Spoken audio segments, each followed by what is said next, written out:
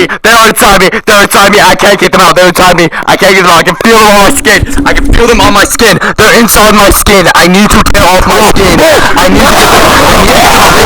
Thank you to Miss Lorelai Lockley, Brennan Peterson, and Elania Billion. Thank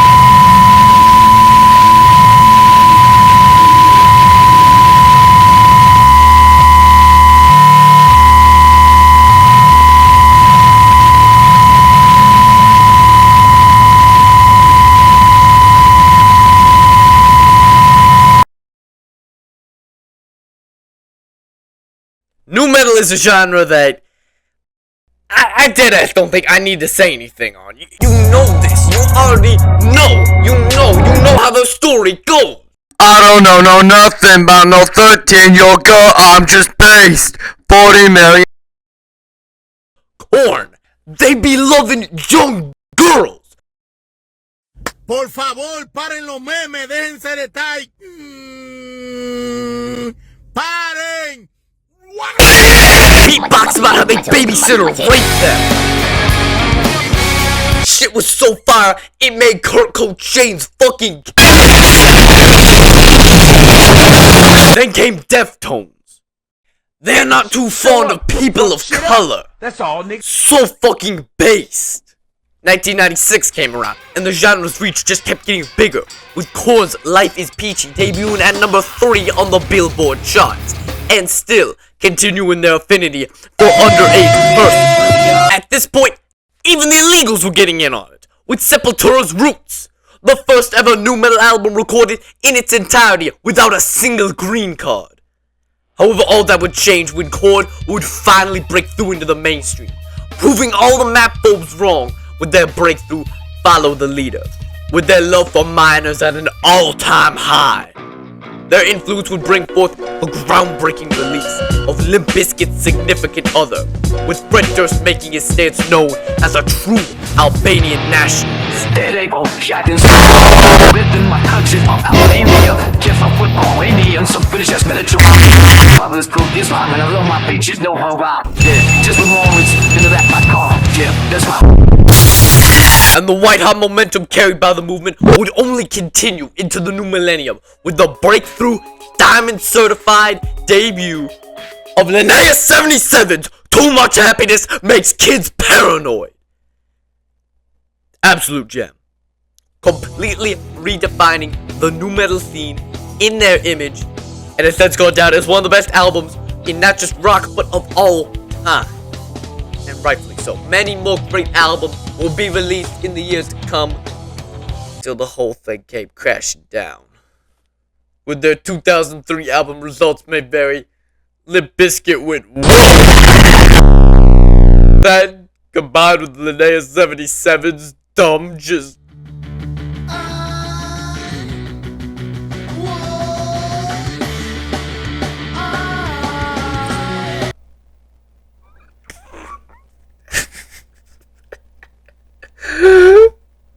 That was it. Nu metal had just completely died after that point. It was over. It was so over. It had never been more over!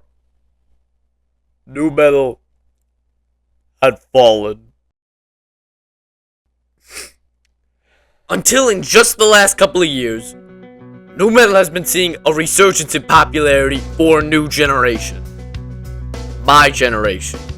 Suddenly, we got these new gens dressing like they from 1999, going on about how much they love the Deftones. It brought upon a whole revitalization of the sound, as well as a critical re-examination of the music itself. All of a sudden, acts like Cold Chamber and Limp Bizkit were being retconned as credible bands, whose music was always good. A complete far cry from the 2000s, where the entire genre was derided as one of the worst things to ever happen to music. Its supporters looked at as posers, angst-ridden, entitled adolescents who only gravitated towards it because of its dark, edgy facade. And the entire genre itself not even being seen as legitimate metal in the eyes of many alternative music fans and onlookers alike. But not anymore. No longer a mistake. No longer a joke. No longer a regretful period of metal. nu metal had finally found its rightful place within the world of music.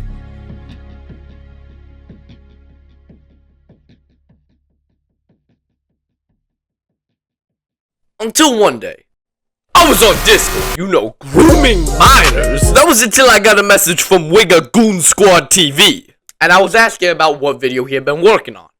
And he said it was on good albums, but bad covers. And eventually the conversation turned to album covers that are the perfect visual representation of the audio being played. Of which he brought up Dry Kill Logic's The Darker Side of Nonsense. And then I listened to the album. And then I listened to the rest of the band's discography.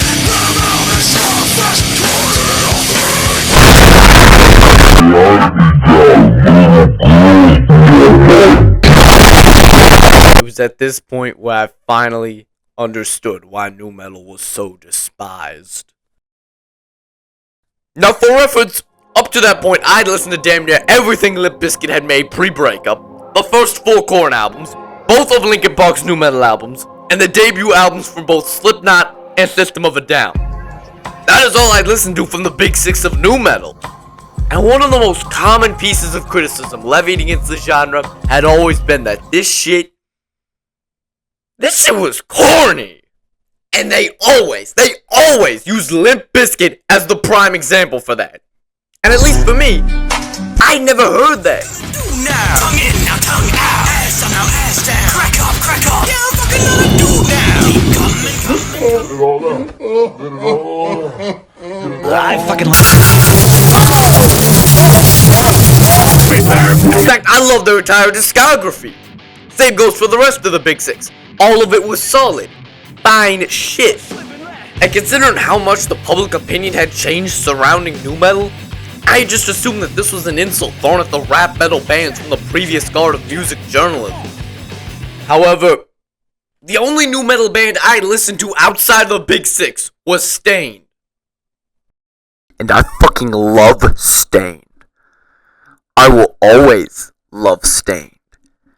I would die for Staind. And I will not rest until all Staind haters.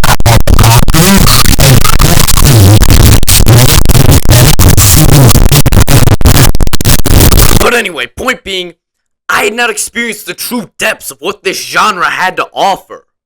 So I chose to dig deep and find what was truly buried far below within the crevices of this genre. Now, nu metal, at its peak in the late 90s, early 2000s, was far and away more popular than any other genre of metal at any other point in history. And this shit is not even close. This is what separates nu metal from other genres of metal. The biggest bands in this scene were household names, played all across the globe, and were a legitimate part of mainstream pop culture. The subgenre served as a touchstone to late 90s, early 2000s culture. I mean, we got shit like this. Let the bodies hit the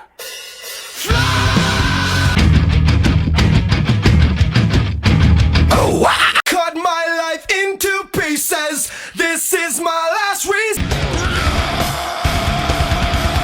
Right so hard and got so far. I did it all for the nookie. Come on, the nookie. Come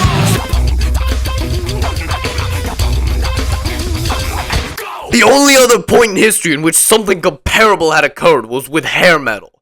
And even then, just listen. She's my cherry pie. Cool drink of water, such a Yeah. Nu metal. Despite how mainstream it became, it was still metal. Despite how melodic and poppy it got in places, it was still metal. Despite how unconventional its approaches were from traditional metal, it was still metal. But unfortunately, it is a fact that in practically every form or function of entertainment out there, that when something gets big, there will always be imitators, living in the shadow, deriving their mere existence off of the acclaim and admiration built up by their predecessors. Music is no different. There are always loads of mediocre, unoriginal local acts that play worse versions of the largest, most popular bands in that scene. And it absolutely fucking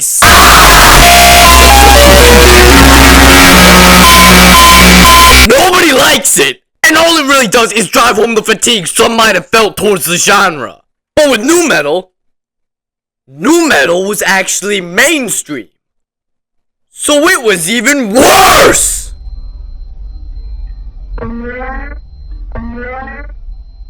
I'm SpongeBob. There are thousands of nu metal bands out there that just existed, found absolutely zero mainstream success, and just broke up once nu metal started to fade. That is just the inevitable reality for the vast majority of bands formed. And there is a concept for this.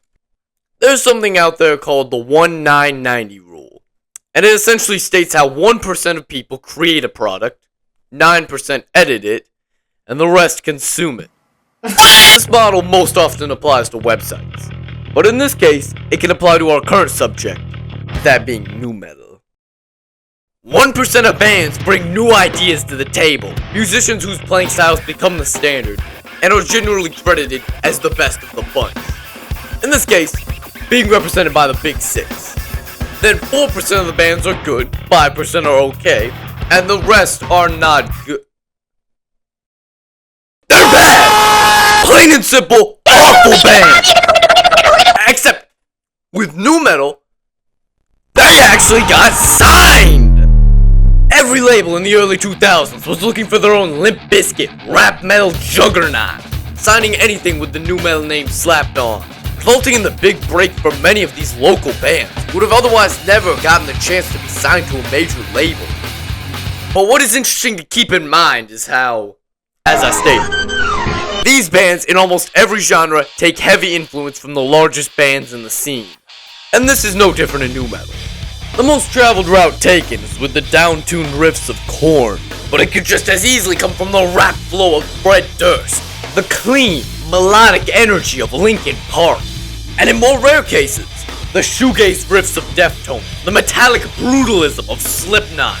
These elements, repurposed and repackaged, are what make up the basic elements of nu metal. As for the bands I will be talking about today,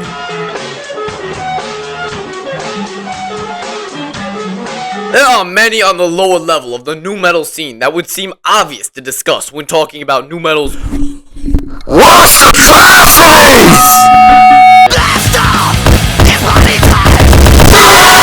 Bands that look like shit, play like shit, and achieved almost nothing at all relating to mainstream success. But I am not talking about that shit today. You know who Head PE is. You know who Mushroom Head is. You know who Power Man 5000 is. I'm not gonna be talking about that shit today. Fuck that. Nah. I've dug down in the deepest, darkest parts of this genre to find nu metal's absolute worst atrocity. Here we go again. Right now, let's go. Me and you, toe to toe. We can rock, we can roll. Here we go again. Right now, let's go. Me and you, toe to toe. We can rock, we can roll. The Human Waste Project.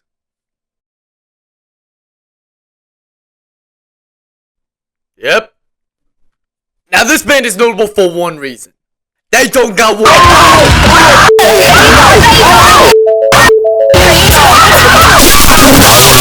Now the record itself is immediately noticeable for the man behind it.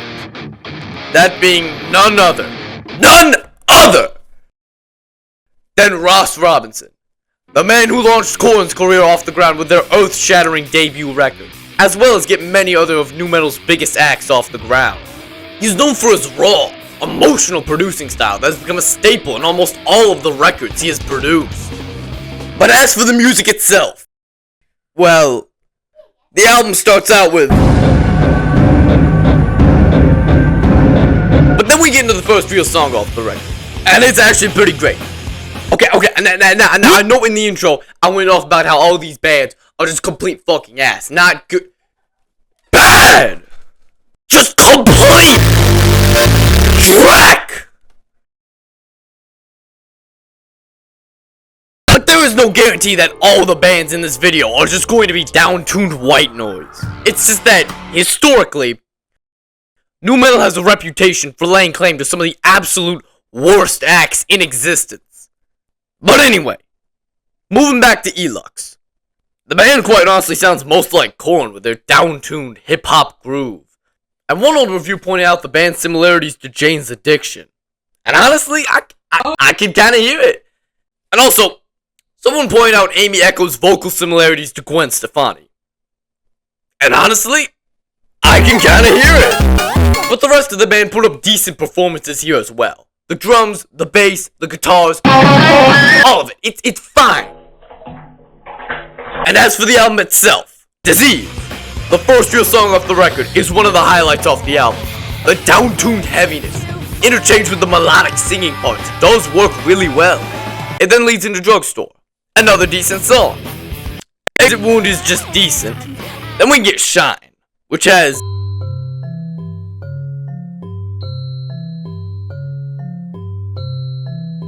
a xylophone intro.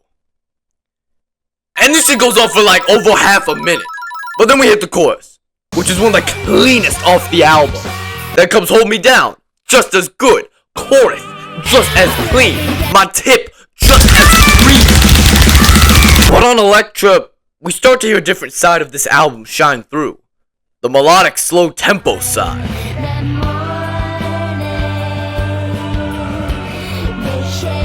I mean, after 5 straight songs of more or less the same sound, it is very much welcome. It perfectly sells the more mellow, laid-back vibe of the whole song. It would go right up there with Disease as one of the best off the album. Then we hit Drowned. Very similar to Exit Wound, just decent. It's got a solid intro though, I will give it that. Then we hit Interlude, which is not as the title says. This is a fully fledged 3-minute song. And it's honestly pretty fucking forgettable. There is just nothing at all special to it. Power Strip is next. A song that has the best riff off the entire album. Just listen to this. The type of shit that sounds straight off Follow the Leader. But the song itself is just not that great. With an underwhelming chorus, the song is just disappointing, knowing what it could have been.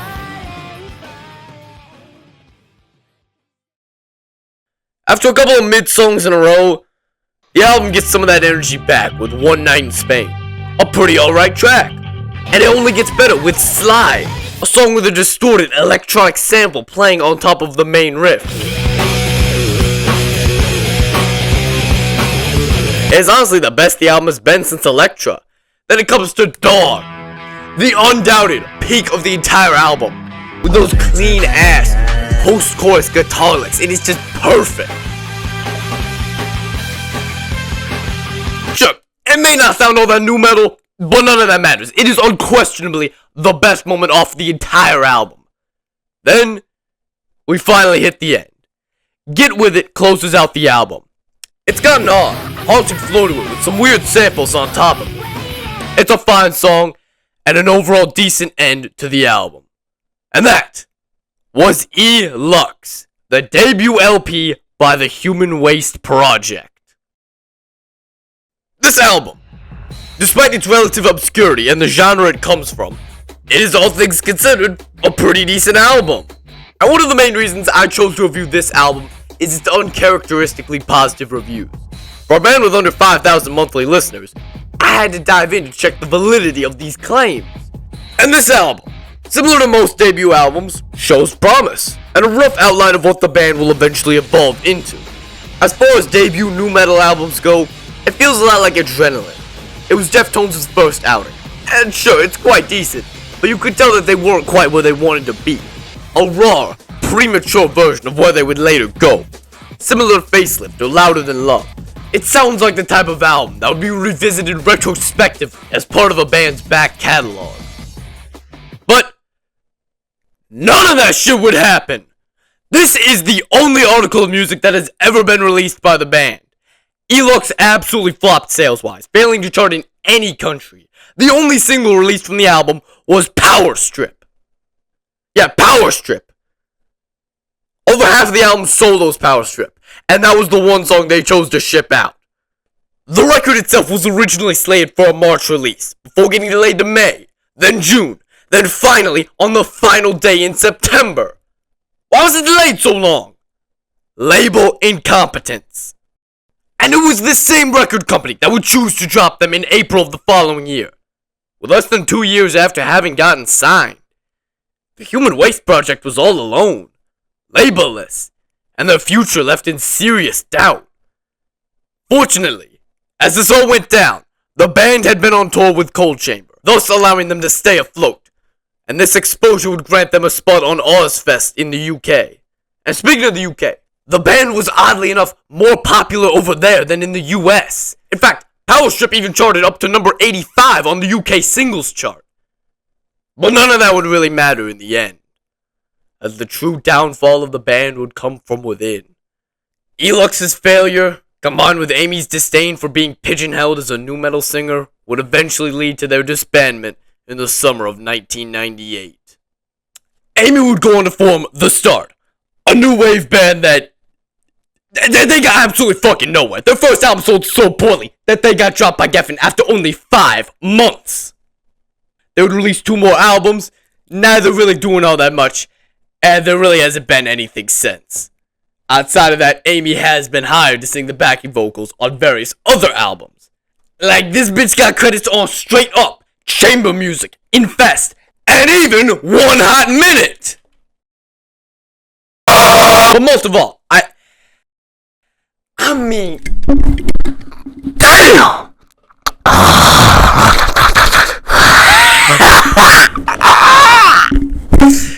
Hey, like, I know she may be in like a mid-50s and shit, but like, I understand on YouTube, but like, it's gonna, you know, if it's gonna need to be said, then like, I'm not gonna say, like, And as for the rest of the band members, Scott Ellis would go on to drum for The Start and various other underground acts. Meanwhile, bassist Jeff Shartoff would go on to form Professional Murder Music, an industrial metal band that, I mean, hey, they still releasing music. Like, I can't take that away from them. And then guitarist Mike Tempesta will go on to play for 5,000 for 3 albums. Then he left. And that's about all there is to the Human Waste Project.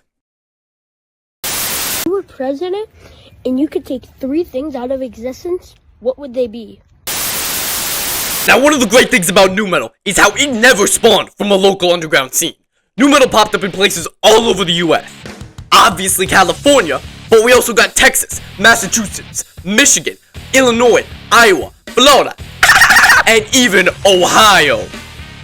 And of course, you got bands that could only come from such a state. Well, we've Slipknot,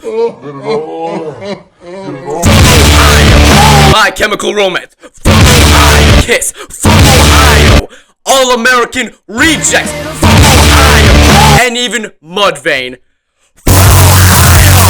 Candy Killers was a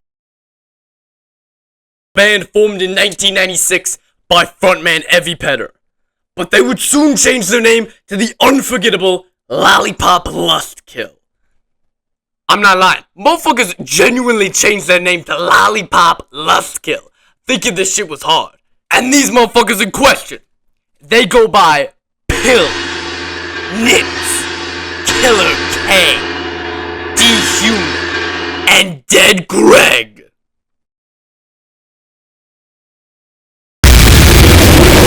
Just like Mudvayne. And they choose to dress themselves up in suits with the occasional amount of eyeliner.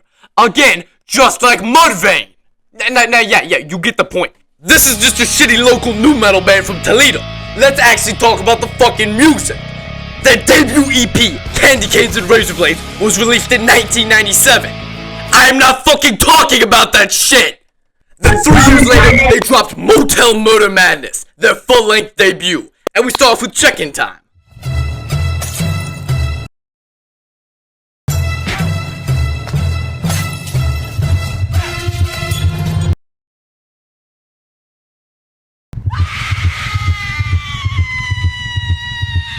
That shit was entirely unedited.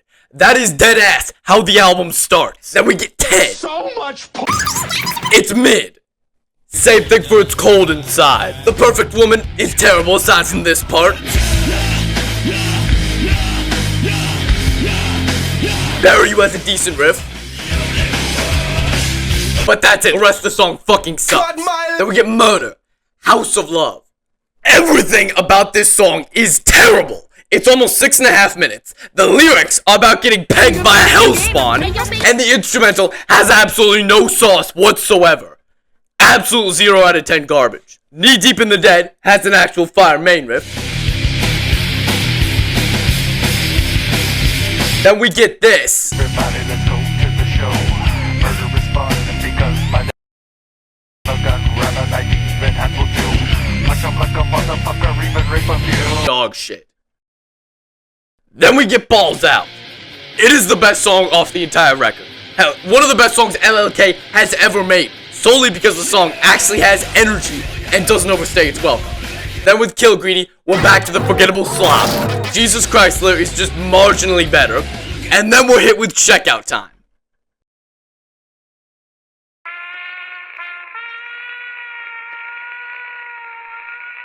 This shit is just boring. And that's how the album concludes. That was Motel Murder Madness by Lollipop Lustkill. I skimmed through the album because all of these songs have more or less the same core issues dragging them down. Firstly, Evi Penner has absolutely no range as a vocalist. Every song on this album has the exact same deadpan, nu metal growling. Sonically, he is both the worst of Chad Gray and Des Fafara. And the lyrics are the absolute worst part of the album. Every fucking song is about killing people. The band's entire gimmick is darkness and death and serial killers in hell. We're gonna fucking murder you. I'm crazy, man. You're gonna fucking see me lose my cool. I'm gonna fucking do it. I almost never care about the lyrics of a song, because as long as they don't get in the way of my enjoyment of the song or build up to some greater narrative, then they're not worth bringing up. That's why I didn't bring it up when talking about Eli's. And in all honesty, lyrics like this can work if there is genuine emotion behind them. But none of that is here because the entire band has that unmistakable local band corniness to them that causes nothing to stand out as a result. Aside from the occasional decent guitar riff, there is nothing special going on here that is worth noting whatsoever.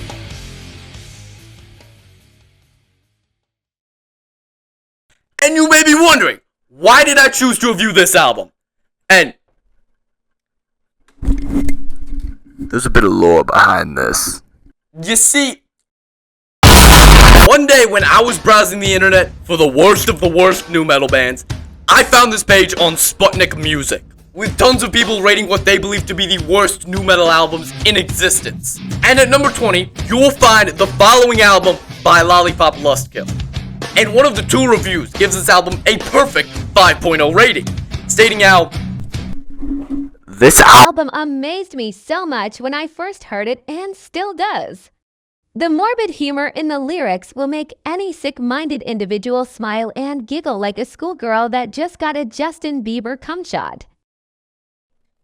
Now, it's not every day you hear a piece of media get compared to the thrill of being doused in Aryan King Justin Bieber's fent-laced sperm. I had to check out this album. LLK's 2002 follow-up, My So-Called Knife, was not just another nu metal album, because now they had gotten signed to an actual label, Artemis Records, produced by Sylvia Massey, a woman who has produced a lot of albums, a lot of singles, a lot of music, and now she's finna make some more music. Lollipop Lustkill's music, the music we're about to listen to. The Open Door is how the album starts. It's an honestly alright intro. It sets the mood pretty well for the following song, Black All Over. A song that isn't horrible, it's got some nice energy, and a solid hook, but it's just... The following track, Like a Disease, has an alright flow, amazing harmonics, but it's, again, just Track 4, Father, has an amazing instrumental that shines on the verses. Pretty good chord progression. It doesn't go on that long, but okay, all these songs have decent ideas to them, but are held back in one way or another by the lack of any real songwriting dynamics. The heavy parts never truly feel raw or visceral, and the verses are never there to complement them. These last 3 songs embody that fully. They have no real dynamic between the verses and choruses to make them appealing. It's why this is only impactful because it is succeeded by this. That and the drumming is just straight ass. No interesting fills, no displayer, just straight. Then we hit Knee Deep in the Dead, a song with an even more fire main riff. Then we get this. Come on everybody, let's go to the show. Murder because my daddy told me so. Grab a gun, grab a knife, even. Oh yeah, because this is their first major label album, LLK chose to keep only their most beloved, fan favorite tracks and put them on My So-Called Knife. That's why I didn't review Candy Canes and Razor Blades. All 3 songs just appear on MMN. Next we are hit with Everything I. It's mid. Sad excuse for a grip actually is a banger if it wasn't for the... If it was despite Evie Petter fronting Lollipop Lustkill as a group of messed up freaks who are dark and evil or fucking... I have never once felt a sense of shock or intimidation from his vocal delivery. He has not once sounded scary or added to the songs in any way. He also occasionally has this gothic metal type delivery when singing. It doesn't matter. That shit is still The Perfect Woman is terrible aside from this part. Bury You has a decent riff. But that's it. The rest of the song fucking sucks. Following that, we get the big highlight of the album. If there was one song to send the band into the mainstream, it would be this. As new metal bands covering 80s pop songs has always been the formula for success. Faith, Smooth Criminal, Blue Monday, In the Air Tonight, Shock the Monkey. All songs that help significantly elevate or even straight up launch the careers of many in the new metal scene. And the song LLK would choose to cover would be Personal Jesus. And it's fine. I mean, it's got a nice flow to it, you know. It's actually kind of decent. Can't Get Away is forgettable. Kill Greedy still sucks. And then we get No Answer.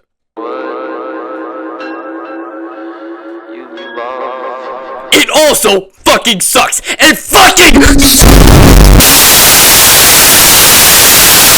My So-Called Knife is a shit album. The flaws apparent at the start of the album are all that's left by the end of its 48-minute runtime. All the songs on the album sound the same. And it's not the same thing as an album like Insomniac or Dude Ranch, where yes, all the songs do sound the same, but that is not a problem because the core sound driving them all together is amazing. Or hell, take Stain's Dysfunction, a fellow nu metal album. An album with the exact same quality. All 9 of its songs sound the exact same. The only difference is Stain keeps throwing different musical ideas onto its core static sound, allowing the record to feel more diverse than it really is. The record starts off with Suffocate. Then Just Go has...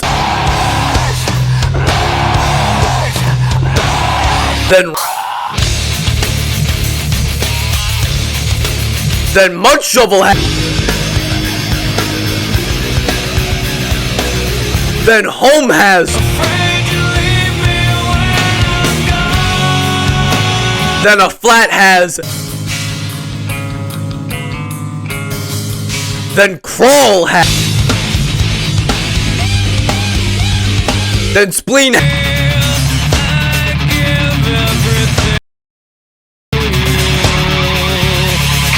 And that's the entire album.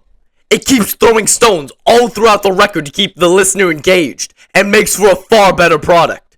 Not a single part of that is present with My So-Called Knife. A complete nu metal shitfest that could only come out of where else? But that is not where our story ends. You see, While researching this video, the entirety of my research was done using Wikipedia. But when it came to look up info for Lollipop Lust Kill, I started to notice something was off. The page was a complete fucking dick-guzzling advertisement for LLK. Completely unsighted segments about the band's history. Shit that is only there for the purpose of making them seem cooler than they really are. Like, this is a new metal band with under 4,000 monthly listeners. How the fuck did you have wiggers traveling hundreds of fucking miles to your final show? No, none of this shit is true. I had to manually change all of this shit back to the way it was supposed to be. And you know, I can excuse this shit if the music here was passable. But it's not! These are some of the worst albums I've ever listened to, and they feel nothing like Justin Bieber's hot juicy sperm.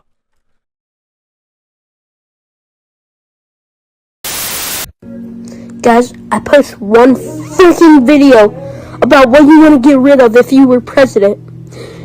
Almost every comment said black people. Now, we've spent a decent amount of time talking about a new metal band that I don't really like. But out of all the new metal bands, the one I love the most, it has got to be Limp Bizkit. I mean, I don't even gotta say nothing. You already know who they are. You already know why they are the best. And over time, more and more people have finally realized this fact. That they are, in fact, the best band to ever exist. There have been critical re-examinations, new fans brought in, and of course, tributes. That is what we're gonna be talking about. Limp Bizkit tributes. One Limp Bizkit tribute. Limp Bizkit, mutated, manipulated, translated, released in 2002. 2002! Limp Bizkit was still on top of the world in 2002. What need is there for a tribute for a band that is everywhere? They had just dropped at the time of release the 5th fastest selling album in United States history. Well, hey, I mean, maybe they foresaw what was coming. Regardless of why, Cleopatra Records chose to ship out Tribute to Limp Bizkit, mutated, manipulated, translated, in February of 2002. The album contains 15 covers of Limp Bizkit songs, all by various artists. And we start off with intro. Which intro?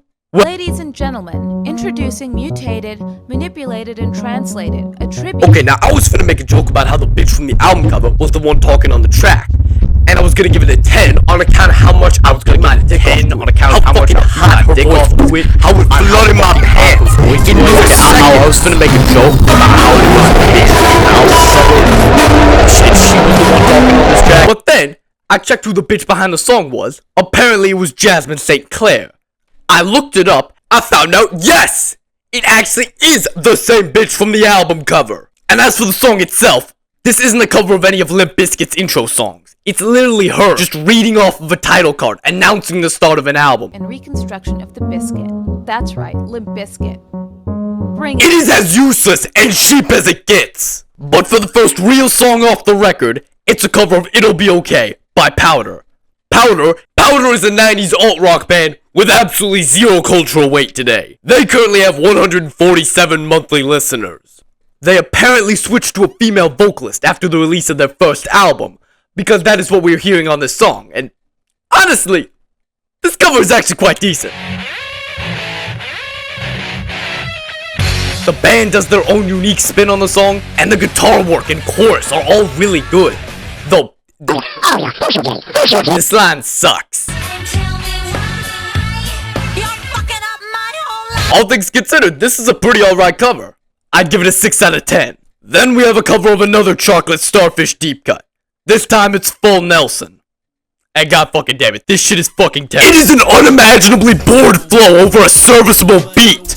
There is nothing here. Tiger Fist and Verbal Graph suck any potential this song could have had. Then we have It's even worse than the last. Wanna know why? It's done by Verbal Graph. Same wig as before. Shit is terrible. And at the very end, it turns into hood irony audio. Marijuana cig. Oops, I really like to smoke and I love the way it smells. Here's a toast to the females sipping on. This shit is still a 1.5 out of 10. Then we get Tommy Hendrickson's cover of The One. And this shit actually gets some of the energy going again. We have the verses taken up by this dramatic, action movie score ass beat. It actually sounds great. And then we hit the chorus. Look, this wigger just does not have the voice to pull these lines off. As much as I love the verses and overall vibe of this cover, it's just okay. Then we get No Sex. Why did they choose this song? Well, Sex has become all I know about you. Memories of those filthy things that we do. There's not one single thought that is left after sex with you. Should've left my panties on this time, but instead you had to let me go. they bring in this fucking porn star to the studio for like 5 minutes and have her recite the lyrics of a Limp Bizkit song into a mic. There is absolutely nothing here. This is about as lazy as you could possibly get. Then we get a cover of Nookie by Gliss. Now one of you wiggers might ask, who is Gliss? Well, I still don't know. This is the only solitary article of music they have ever been credited on. The song is a lo-fi stoner jazz rendition of Nookie. It at least actually sounds like some effort was put into it. And I would never go out of my way to listen to this shit, no, but it's alright. Next, we have genuine heat coming up because Peter Caros, aka Diablo, is covering Take a Look Around. This song's verses have an electric accompanying beat. It's honestly pretty decent. However, the vocals bring this shit down a lot. Mr. Carls, whoever this motherfucker is, he sounds like shit in the chorus.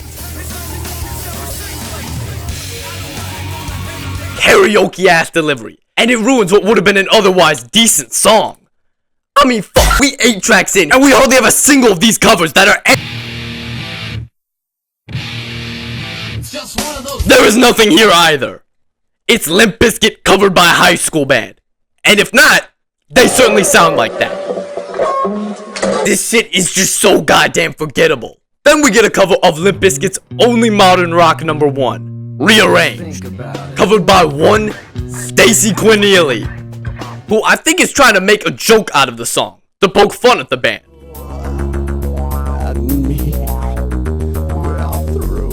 More on that in a bit, but this song is just mid. Next we'll hit with... Your existence means less now than it probably ever has before. You've got your head up your ass. Yeah, the same St. Clair bitch is back. And she is covering Stink Finger. Next we have Ludovico's cover of A Lesson Learned. And this cover is actually pretty decent. Especially considering just how much has changed from the original.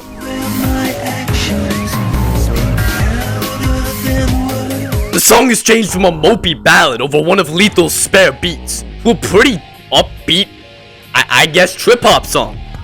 I actually like this one a lot, especially considering the album it's a part of. Next we are met with a cover of Hold On by Teenage Girls and Good Lawyers, a band that has actually released other music outside of this appearance. 2 albums, in fact, all to an audience of 5, myself included. But as for the song itself, it's just a note-for-note recreation of the original. TGAGL are just not beating the notes Scott hit on the original. If I could touch your body, I know not everybody has got a... This bitch is back again. But this time, it's different. This isn't just a text read-off, it is a legitimate cover. But this time, with Neil Turbin on the track. It's terrible, beyond salvageable dog shit cover of Faith. And this is coming from someone who loves Limp Bizkit's cover of Faith. It is one of my favorite covers ever. The way it starts out as a normal, acoustic ditty, before transitioning into a massive, full-throated, disgusting chorus with Fred screaming his lungs out. Then the distorted rhythm guitars are laid over the second verse, giving the song a bouncy, groovy feel before getting sent back into that same raw, heavy chorus. And the song just descends into total madness with unhinged sounds coming from each member of the band. It is Limp Bizkit corrupting a classic in a way only they can, and tells you everything you need to know about the band in under 2.5 minutes. Sure, it's corny, but there is no denying just how much fun this song is. But none of that is here for this Neil Turbin rendition. It honestly sounds closer to the George Michael original than anything by the Bizkit. Then we have the outro. The exact same beat as the intro. That's literally it. There is nothing else here. No porn star vocals, no anything. It's the type of shit you would hear when you purchase a new keyboard and play one of the built-in demo tracks. And that is it. That is the entire album. 45 minutes down the fucking drain. Throughout that entire LP, there is not a single song I would score higher than a 6 out of 10. Only 2 of the songs here I would actually consider decent. Everything else here is just completely disposable. And sure, don't get me wrong, there are a lot of misses, but this would be so much better if it just didn't have that unignorable aspect of corporate greed behind it. This album is as much of a cash grab as anything else the medium has to offer. Save for Neil Turbin, none of the artists here were known by anybody at all. The most popular one was Powder, a band with, as I said, 143 monthly listeners. It's not just Gliss. Almost all of the artists here have absolutely no musical trace anywhere else but this tribute album. Who is Tiger Fist with Verbal Graph? I don't know, but they covered Living It Up. Who is Verbal Graph himself? I don't know, but he covered Full Nelson, Tommy Hendrickson, just this album. O-Ring, Stacey Quinelli, the exact same thing. These might as well have just been random people picked off the street to sing these covers. And in one of the few reviews I saw for the album, they brought up the idea that these songs, they were not meant to be legitimate covers, and were instead a way of poking fun at Limp Bizkit. And first of all,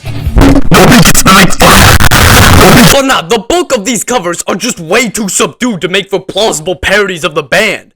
Like, I don't care if you're supposed to take these songs seriously or not, they just fucking suck. And what it seems like to me is that Cleopatra Records just blew all the money on some porn star to be on the face of this thing, and have it sell on that alone.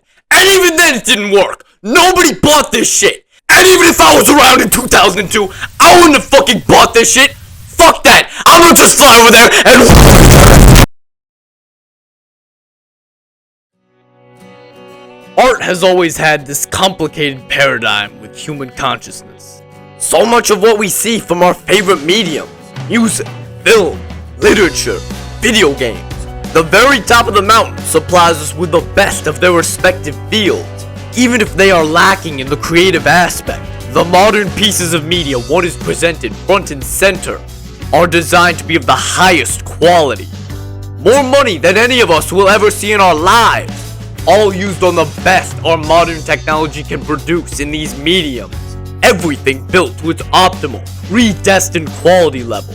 Sure, you may not like it, nobody might like it, but in all the objective aspects, this is the best a product can be. And it is just a natural human instinct to search for what we believe to be the best in these mediums. We build these collection of gems, these classics that sit at the peak of human expression. Sure, not every great album will earn its place as one of the greatest to ever exist.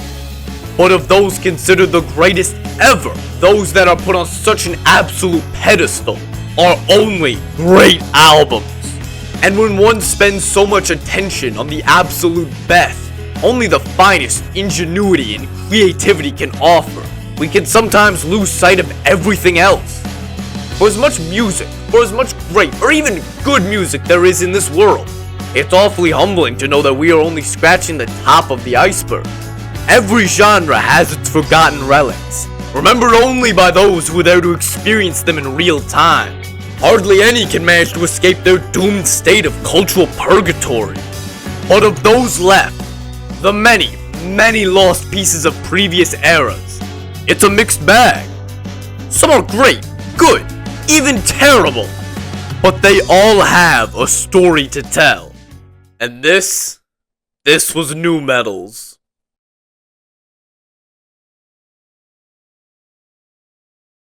Nu metal was a movement that almost doesn't even seem real. To think that music this heavy, dark, and ugly could reach this level of mainstream attention, a level of attention and stardom the genre maintained for nearly a decade, far more than most alternative music trends. Sure, grunge may have been more raw, but there was no question as to who was consistently heavier. A genre of music built to be completely different from anything and everything alternative music had previously been. An intentional blend of so many incompatible and alien music ideas, it just never seemed primed for mainstream consumption. Ironically, in time, it became one of the few things alternative music is. To think that anything heavier than the average rock band could grow to this level of mainstream stardom is hard to believe. It is something we'll probably never see again. And it's just a shame more people didn't appreciate what they had right in front of them.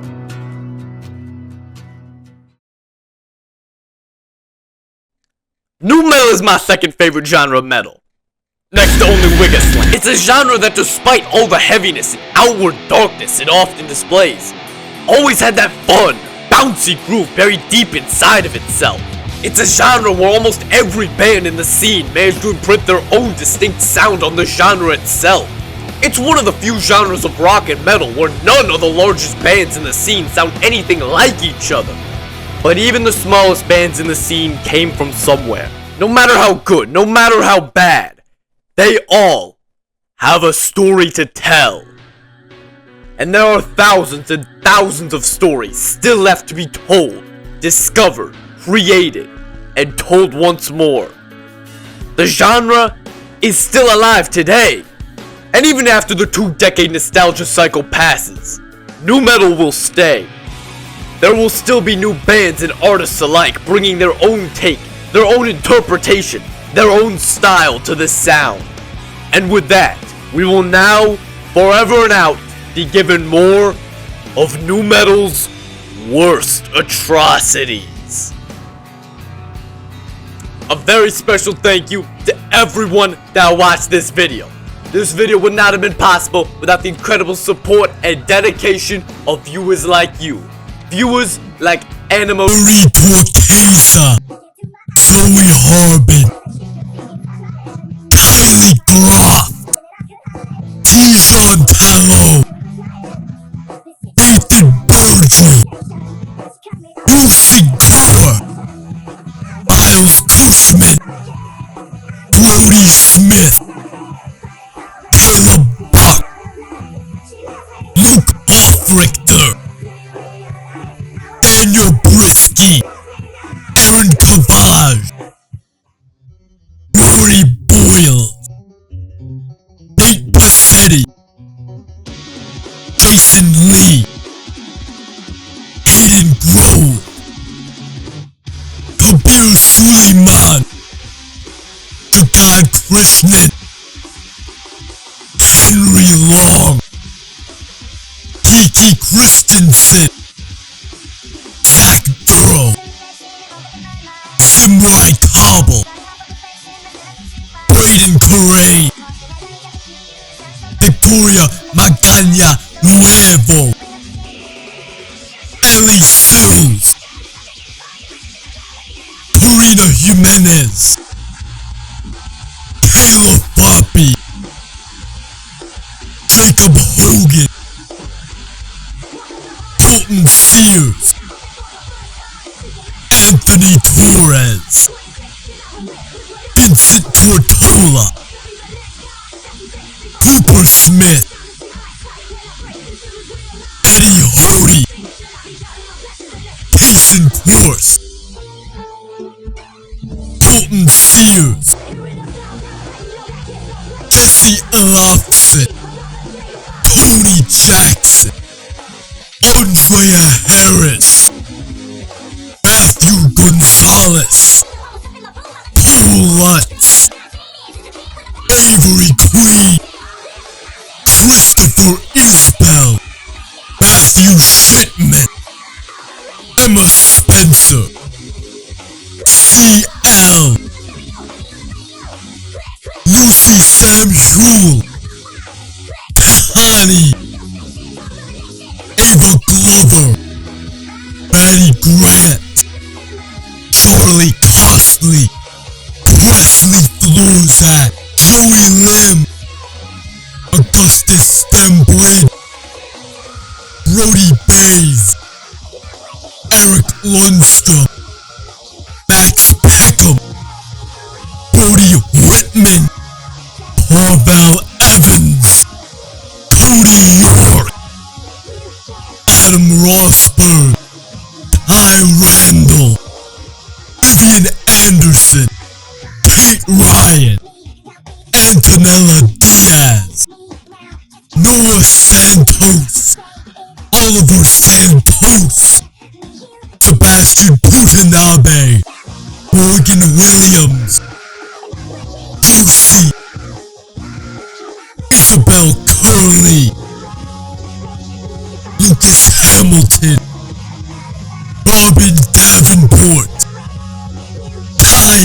Bowling, Emerson Sanders, Marcus Macias, AJ, David Cody, Avery Queen, Sydney Sway, Charlotte Ambagula, Ethan Collins, Caleb Charles and Willow Haney, Jan Barisha, Charlie Venable, Sean Yoder, Jacob Krosky, Warren Curry,